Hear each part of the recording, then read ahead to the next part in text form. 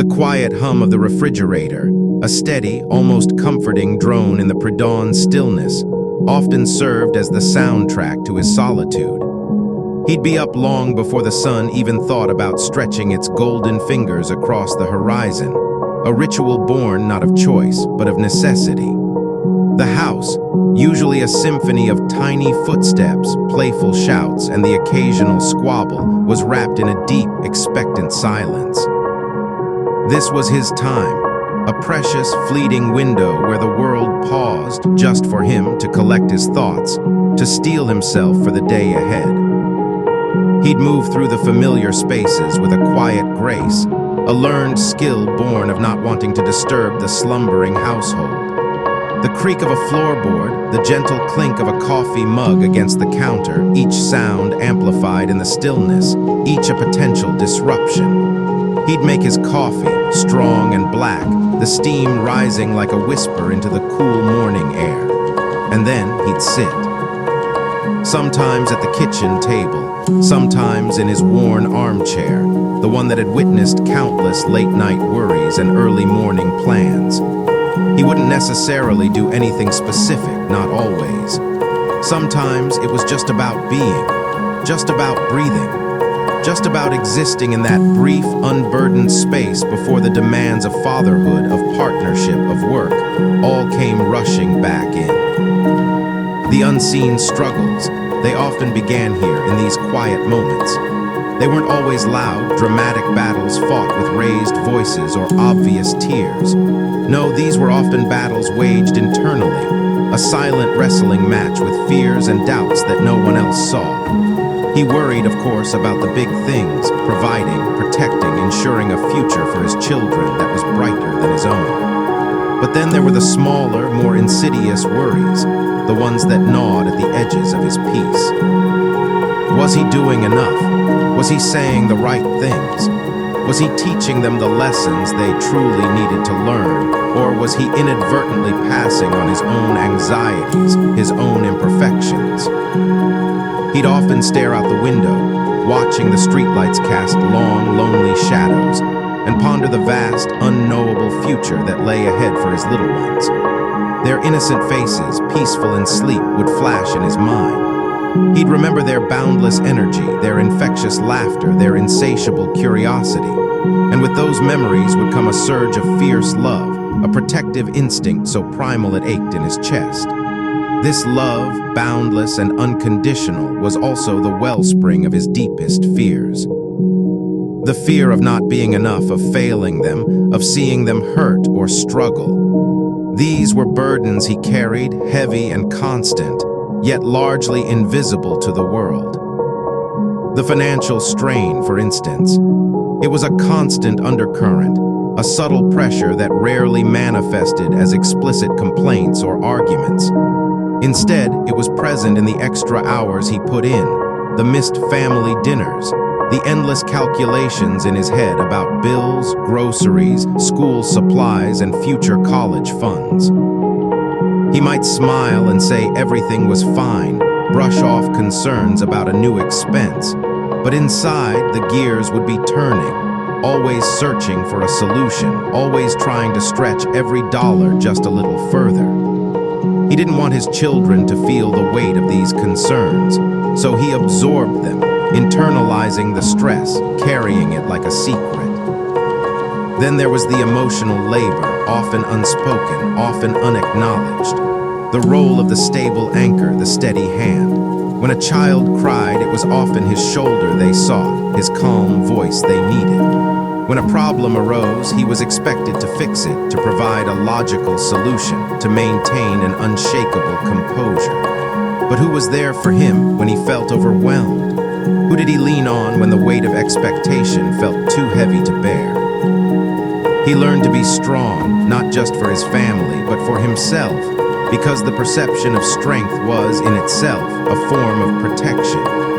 To show vulnerability, he sometimes felt, was to show weakness, and that was a luxury he couldn't afford, not when so many relied on him. He'd remember a time not so long ago when his own father had seemed so invincible, a towering figure, a fount of wisdom and strength, Only now, as a father himself, did he begin to understand the quiet sacrifices, the hidden anxieties that must have plagued his own dad. The realization was both comforting and unsettling.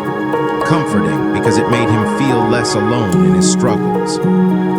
Unsettling because it revealed the cyclical nature of these burdens, passed down through generations, often silently, subtly. The exhaustion, too, was a constant companion. Not just the physical weariness from long days at work or the disrupted nights with a sick child, but a deeper, more pervasive mental fatigue. The constant decision-making, the endless problem-solving, the emotional regulation required to navigate the complex world of family dynamics. It was all incredibly taxing. He'd often find himself staring blankly at the television after everyone else had gone to bed, not truly watching, but simply existing, trying to switch off his brain to quiet the endless mental chatter. But the worries, like insistent little sprites, would often dance around the edges of his consciousness, refusing to be silenced. He might spend hours helping with homework, patiently explaining a difficult concept, even when his own mind was reeling from the day's events. He'd read bedtime stories with enthusiasm, crafting voices for dragons and princesses, even when all he wanted to do was close his eyes. He'd listen intently to tales of playground dramas and schoolyard triumphs, offering advice, comfort, and encouragement, even when his own problems felt insurmountable. These acts, seemingly small, were immense expenditures of emotional energy, drawn from a well that sometimes felt dangerously low. And then there was the pressure to be the fun dad, the one who wrestled on the floor, who threw them high into the air, who made them laugh until their bellies hurt. He cherished these moments, truly he did. Their joy was his joy, their laughter the most beautiful sound in the world. But sometimes, when he was tired, when the worries were particularly insistent, it felt like another performance, another role he had to play. He'd dig deep, find the energy, conjure the playful spirit, because he knew how much it meant to them. And seeing their faces light up, well, that made it all worthwhile, even if it meant pushing himself a little further, drawing on reserves he didn't know he had. The feeling of being misunderstood could also weigh heavily on him. Sometimes his attempts at discipline or guidance were met with resistance, with accusations of being mean or unfair. He understood intellectually that children couldn't always grasp the long-term implications of his decisions, the underlying reasons for his strictness, but emotionally it stung. It was difficult to be the enforcer, the one who had to say no, the one who had to set boundaries, knowing that it might temporarily dim their bright spirits, knowing that they might not understand that every decision, every limit was born of love, of a desperate desire to keep them safe and guide them well. He'd recall the times he'd tried to explain a complex situation, a grown-up problem to his partner, only to see a flicker of impatience or a look that suggested he was overthinking things. It wasn't that she didn't care, not at all. It was just that sometimes the specific weight he carried, the unique pressures he felt as a father, were difficult to articulate, difficult to translate into words that fully conveyed their depth. So he'd often default to a simplified version, or just keep it to himself, letting the unspoken burdens accumulate. There was also the subtle shift in identity that came with fatherhood. The man he was before, with his own hobbies, his own dreams, his own unfettered freedom, slowly receded, replaced by this new, all-encompassing role. He didn't regret it, not for a moment. The love he felt for his children transcended any personal sacrifice. But sometimes, in those quiet, pre-dawn moments, a flicker of nostalgia for that former self would surface. A pang for the spontaneity, the carefree days, the hours he could dedicate solely to his own pursuits. He wouldn't dwell on it, wouldn't allow it to fester. It was just a fleeting ghost, whisper of a life that once was, quickly overshadowed by the vibrant, demanding reality of his present. The constant need for self-improvement, too, was an unseen struggle. He wanted to be a better man, not just for himself, but because he was setting an example. He wanted to embody patience, kindness, resilience, integrity. He knew his children were watching, absorbing everything, learning not just from what he said, but from how he lived. This awareness created a constant internal push to be more, to do more, to strive for a version of himself that was worthy of their admiration and trust. It was an exhausting pursuit, this relentless quest for self-perfection, knowing all the while that he was imperfect, deeply flawed, and prone to mistakes. He'd often find himself replaying conversations in his head, analyzing his reactions, dissecting his words. Did I handle that argument well? Was I too harsh? Did I listen enough? The self-critique was constant, a never-ending audit of his performance as a father. There was no manual, no perfect guidebook. Every child was different, every situation unique, and he was constantly learning, constantly adapting, often feeling like he was flying by the seat of his pants, hoping he was making more right decisions than wrong ones. The fear of making mistakes, of irrevocably scarring his children with his own shortcomings, was a quiet terror. He knew that parents weren't perfect, that mistakes were part of the journey. But the sheer weight of responsibility, the knowledge that his actions, his words, his very presence shaped these nascent souls, was immense. It fueled a relentless desire to get it right, to guide them towards happiness and fulfillment, even if it meant sacrificing his own peace of mind. He remembered a particularly tough day at work, a looming deadline, a difficult client. He'd come home utterly depleted, hoping for a few minutes of quiet. But the moment he walked through the door, he was met with a flurry of demands, a spilled juice box, a forgotten permission slip, a sibling squabble. He felt a surge of frustration, a flash of impatience, but he quickly suppressed it. He'd plastered on a smile, knelt down, and addressed each issue with as much calm and presence as he could muster. Later, as he finally sank into his chair, the memory of that brief flicker of exasperation lingered, a small mark of failure in his own internal ledger. He vowed to do better, to be more patient, to never let his external pressures bleed into his family life. Another unseen struggle, another silent commitment. Even his dreams, when they came, sometimes carried the echoes of his waking worries.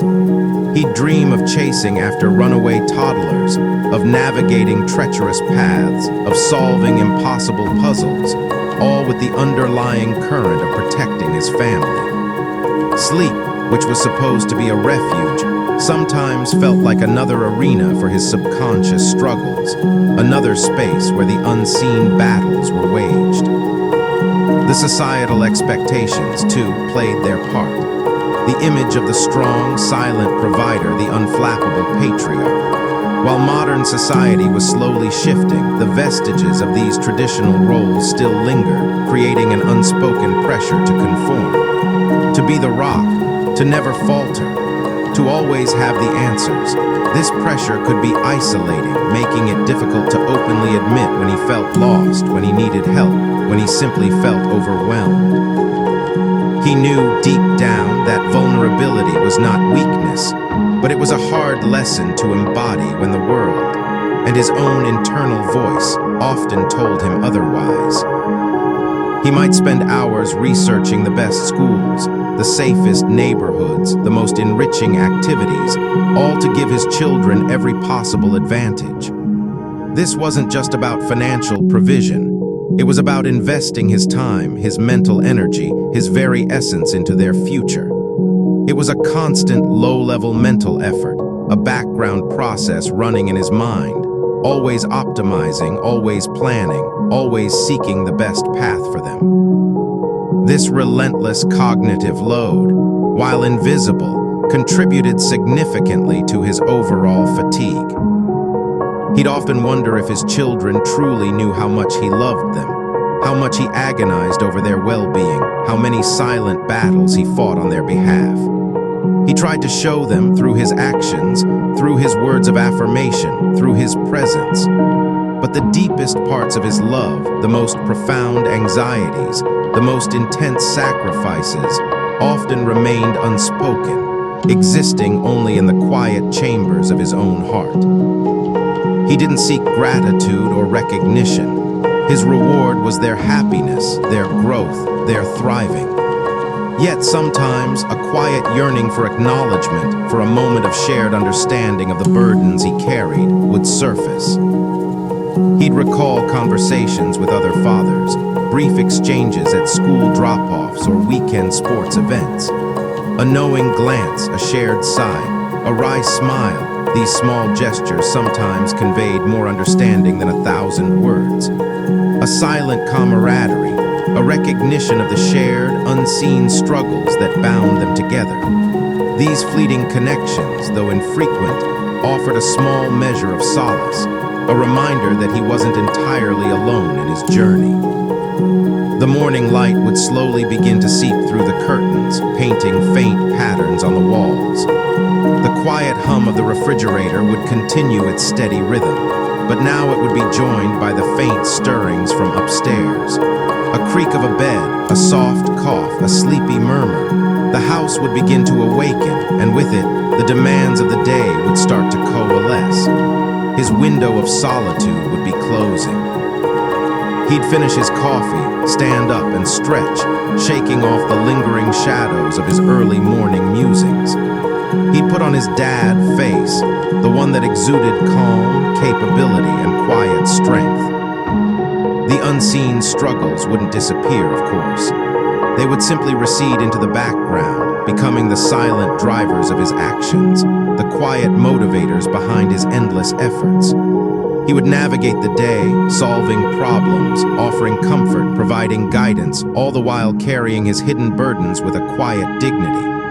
He was a father, and this was his journey, a path paved with profound love, immense responsibility, and a multitude of unseen struggles.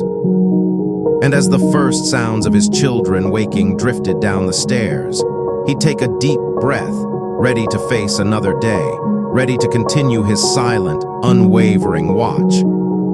He knew that the battles he fought internally, the anxieties he wrestled with, the sacrifices he made, were all part of the intricate tapestry of fatherhood, a tapestry woven with threads of deep affection and an enduring commitment to his family. The quiet moments before dawn, the solitary reflections, these were his sanctuaries, his personal spaces to process the weight of his role. He rarely spoke of these moments, these silent internal dialogues, because they felt too personal, too integral to his very being as a father. He understood that part of being a father was to sometimes bear burdens alone, to shield his loved ones from the rough edges of reality, to absorb the shocks and stand firm. The world saw the smiling father, the present father, the problem-solving father. It didn't always see the quiet worries that plagued him in the dead of night, the financial calculations that ran endlessly in his mind, or the internal critique that reviewed every interaction. Yet these unseen struggles were not a weakness, but a testament to the depth of his love and his unwavering dedication. He was always learning, always growing, always striving to be better for them. The journey was long, often arduous, but filled with immense joy that made every sacrifice, every hidden worry, every moment of doubt absolutely worth it. The early mornings were his quiet strength training, preparing him for the demands of the day, allowing him to put on the armor of calm and competence that his family relied upon. He was the protector, the provider, the guiding light, and he carried these roles with a fierce, quiet pride, knowing that the unseen struggles were simply part of the profound, beautiful, and sometimes overwhelmingly heavy privilege of being a father. He would step into the day, ready to embrace the chaos, the laughter, the demands, and the endless, boundless love that defined his life.